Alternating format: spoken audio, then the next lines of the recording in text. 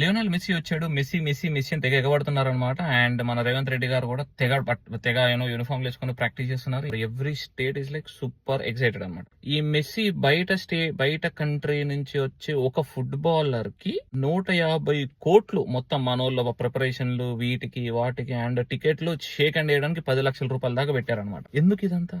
అదే 150 కోట్లు మన స్టేడియంస్, మన మన పీపుల్ యొక్క గ్రోత్ కోసం, మన ఉమెన్ ఫుట్బాలర్స్, మన మేల్ ఫుట్బాలర్స్ వీళ్ళందరి గ్రోత్ కోసం వాడుంటే అండ్ ఆపర్చునిటీస్ ఇంకా ఇచ్చుంటే గనక ఎంత బాగుండేది. ఒకటేనా ఓకే క్రికెట్ క్రికెట్ క్రికెట్ ఒకటేనా? ఇంకా వేరే దాంట్లో ఏం అవసరం లేదా? నాకు అర్థం కాదు. Every sports deserve its own respect, right? Sunil Chhetri is the 4th highest goal scorer in the world. Messi ఏమో పర్ మ్యాచ్ 0.59 గోల్స్ కొడితే సునీల్ ఛెత్రి ఏమో పర్ మ్యాచ్ 0.61 గోల్స్ కొట్టిండు.